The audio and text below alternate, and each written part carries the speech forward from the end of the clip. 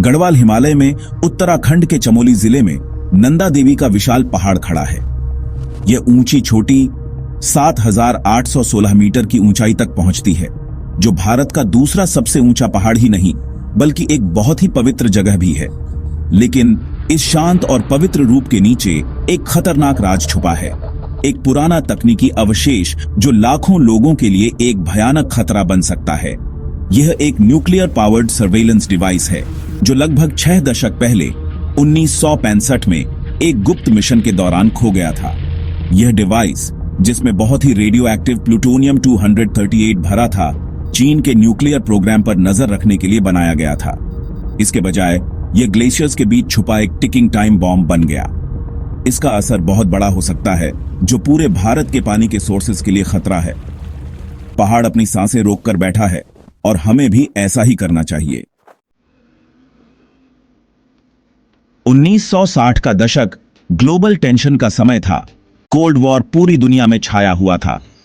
भारत अभी भी 1962 के साइनो इंडियन वॉर की हार से उभर रहा था। इन चिंताओं के बीच चीन ने अक्टूबर 1964 में अपना पहला न्यूक्लियर टेस्ट किया।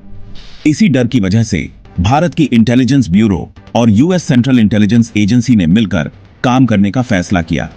उनका मुख्य मकसद चीन के न्यूक्लियर टेस्टिंग प्रोग्राम के बारे में जानकारी हासिल करना था। हिमालय के ऊंचे पहाड़ इस खतरनाक काम के लिए परफेक्ट जगह थे।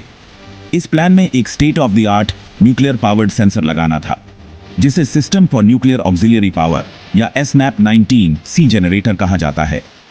ऑपरेशन हैट नाम के इस मिशन को पूरा करने की जिम्मेदारी अनुभवी पर्वतारोहियों, CIA एजेंट्स और न्यूक्लियर टेक्नीशियंस की एक टीम को दी गई। यह एक हाई एल्टीट्यूड ड्रामा की शुरुआत थी, जिसके नतीजे आज तक दिखाई देते हैं।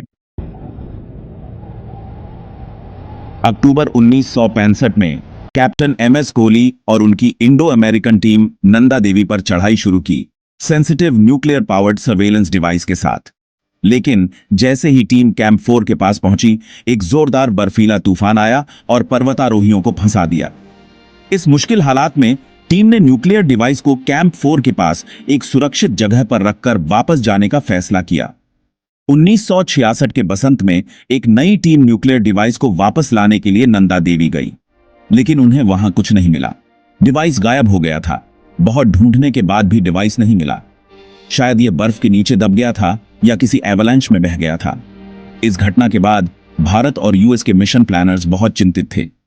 आधिकारिक रूप से कहा गया कि न्यूक्लियर डिवाइस नंदा देवी की बर्फ में खो गया है और आज भी वहीं है।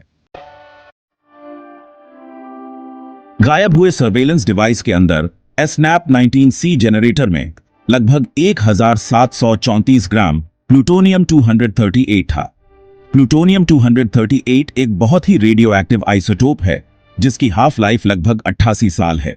इसका मतलब है कि आज भी लगभग 6 दशक बाद प्लूटोनियम खतरनाक रेडियो एक्टिव है। प्लूटोनियम से निकलने वाली गर्मी एनवायरनमेंट के लिए बहुत बड़ा खतरा है। अगर डिवाइस ग्लेशियर में है तो यह गर्मी बर्फ को पिघला देगी। यह पानी नंदा देवी से निकलने वाली नदियों में जाएगा, जैसे ऋषिगंगा और धौलीगंगा, जो गंगा नदी की मुख्य सहायक नदियां हैं। गंगा नदी के दूषित होने का खतरा सबसे बड़ी चिंता है। गंगा सिर्फ एक नदी नहीं है, यह हमारी संस्कृति और आस्था का प्रतीक है। लगभग 400 मिलियन लोगों की जीवन रेखा है।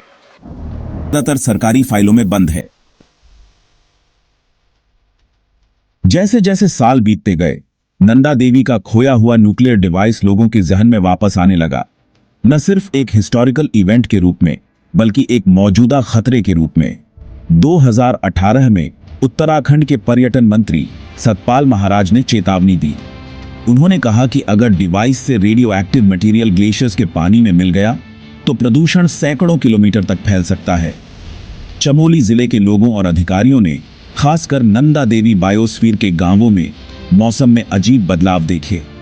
बेमौसम बर्फबारी, ज्यादा लैंडस्लाइड्स और अचानक बाढ़ आने लगी। इनमें से सबसे दुखद घटना फरवरी 2021 में चमोली जिले में आई बाढ़ थी। नंदा देवी ग्लेशियर का एक हिस्सा टूट गया, जिससे ऋषिगंगा और धौलीगंगा नदियों में भयंकर बाढ़ आ गई। हालांकि साइंटिस्ट ने इसे क्लाइमेट चेंज की वजह से नेचुरल डिजास्टर बताया, लेकिन इस घटना ने लोगों को डरा दिया और न्यूक्लियर डिवाइस के खतरे की याद दिला दी।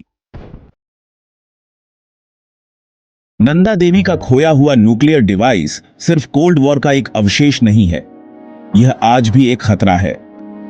कैप्टन एमएस कोहली, जिन्होंने 1965 के एक्सपेडिशन का नेतृत्व किया था, ने 2015 में चेतावनी दी थी कि डिवाइस अभी भी बर्फ के नीचे एक टिकिंग टाइम बॉम्ब है। सबसे बड़ी चिंता एसनैप जनरेटर के अंदर मौजूद 7 प्लूटोनियम 238 कैप्सूल्स की है। अगर ये कैप्सूल्स फट गए तो बहुत ही जहरीला और radio active plutonium oxide powder glaciers के पानी में मिल सकता है। नंदा देवी की पवित्रता और इकोलॉजिकल महत्व इस खतरे को और भी गंभीर बनाते हैं। ऐसे महत्वपूर्ण जगह पर मैन मेड न्यूक्लियर हैजर्ड को अनदेखा करना हमारी जिम्मेदारी से भागना है। भारत सरकार को जरूरत पड़ने पर इंटरनेशनल मदद के साथ इस समस्या का समाधान ढूंढना होगा। नंदा देवी के न्यूक्लियर भूत का सामना करना होगा, इससे पहले कि यह पहाड़ और उसके पानी पर निर्भर लोगों पर कहर बरपाए। अगर आपको यह वीडियो पसंद आया हो तो इसे लाइक और शेयर जरूर करें और ऐसे ही रोमांचक वीडियो देखने के लिए हमारे चैनल को सब्सक्राइब करना ना भूलें। अगले वीडियो में फिर मिलेंगे, तब तक के लिए अलविदा।